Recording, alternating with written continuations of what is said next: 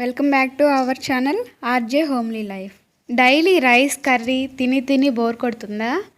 అయితే ఏం కర్రీ చేయాలో తోచకపోతే ఇలా మీ ఇంట్లో ఎగ్స్ కనుక ఉంటే ఇలా సింపుల్గా అలాగే ఈజీగా ఎగ్ ఫ్రైడ్ రైస్ని చేసి చూడండి. దీనికి సైడ్ డిష్ కూడా అక్కర్లేదు. వితౌట్ ఎనీ కర్రీ ఈ ఎగ్ ఫ్రైడ్ రైస్ని హ్యాపీగా తినేయచ్చు. సో ఇది ఎలా చేయాలి, దీని ప్రాసెస్ ఏంటి ఇప్పుడు మనం చూసేద్దాం. ముందుగా నేను రైస్ని ఉడికించి పెట్టుకున్నాను. నేను 1.5 కప్పు రైస్కి 3 కప్పుల వాటర్ని వేసి ఇలా రైస్ కుక్కర్లో ఉడికించి పెట్టాను. ఇప్పుడు దీన్ని 10 నిమిషాల పాటు చల్లార్చుకోవాలి. ఇప్పుడు మనం స్టవ్ ఆన్ చేసుకొని కళాయి పెట్టుకొని అందులో 5 టేబుల్ స్పూన్ల ఆయిల్ని వేసుకోవాలి. ఈ ఆయిల్ హీట్ అయిన తర్వాత ఇందులో 1 టేబుల్ స్పూన్ పచ్చిశనగపప్పు, 1 టేబుల్ స్పూన్ మినపగుళ్ళు, 1 టేబుల్ స్పూన్ జీలకర్ర, 1/2 టేబుల్ స్పూన్ ఆవాలు వేసి బాగా ఫ్రై చేసుకోవాలి.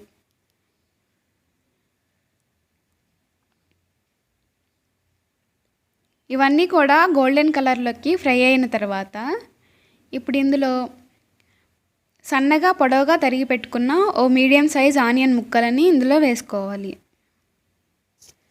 ఈ ఆనియన్స్ త్వరగా ఫ్రై అవ్వాలి అనుకుంటే ఇందులో కొద్దిగా సాల్ట్ కనుక వేసుకున్నట్లయితే ఇవి త్వరగా ఫ్రై అవుతాయి.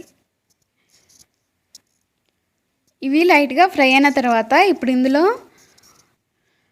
ఓ 5 పచ్చిమిర్చిని ఇలా సగానికి కట్ చేసి వేసుకోవాలి. అలాగే 2 క్యారెట్స్ని ఇలా రౌండ్గా కట్ చేసి వేసుకోవాలి.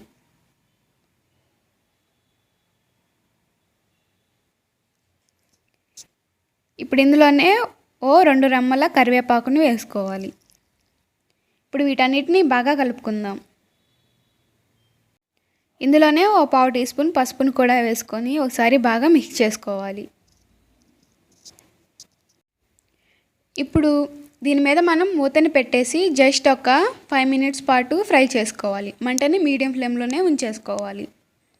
చూసారు కదా, ఇలా 5 మినిట్స్ పాటు ఫ్రై చేసుకున్న తర్వాత ఇప్పుడు ఇందులో 2 పచ్చి గుడ్లని వేసుకోవాలి.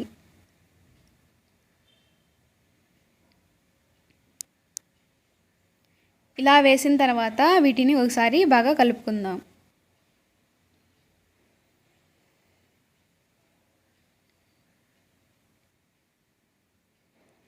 ఇప్పుడు ఇందులో రుచికి సరిపడా కారాన్ని వేసుకోవాలి.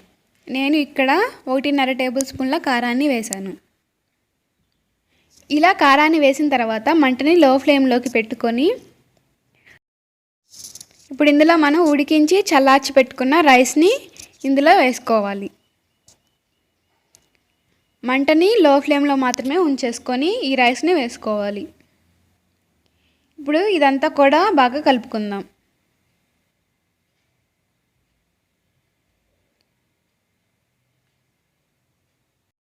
ఇలా అంతా కలుపుకున్న తర్వాత ఇప్పుడు ఇందులో ఓ 3 టేబుల్ స్పూన్ల నిమ్మరసాన్ని వేసుకోవాలి. ఇందులో లెమన్ మాత్రం కంపల్సరీగా వేసుకోవాలి. లెమన్ లేకపోతే మనకి ఇందులో టేస్ట్ అనేది అస్సలు రాదు. ఇప్పుడు ఇందులో ఓ టేబుల్ స్పూన్ సాల్ట్ని వేసుకోవాలి. ఇందాక మనం ఆనియన్స్లో వేసుకున్నాం కదా, సో మనం చూసి వేసుకోవాలి. ఇప్పుడు ఇందులోనే ఓ టేబుల్ స్పూన్ వేయించిన జీలకర్ర పొడి, అలాగే ఓ టేబుల్ స్పూన్ ధనియాల పొడి, మరొక టేబుల్ స్పూన్ గరం మసాలా పౌడర్ని వేసుకోవాలి.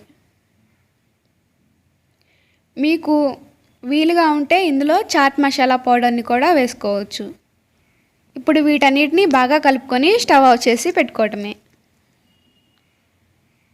అంతే, వేడి వేడి ఎగ్ ఫ్రైడ్ రైస్ రెడీ. ఇప్పుడు దీన్ని కొత్తిమీరతో సర్వ్ చేసుకొని తింటే చాలా టేస్టీగా ఉంటుంది. మీకు చెప్పాను కదా, దీనిలోకి ఏ సైడ్ డిష్ కూడా అక్కర్లేదని.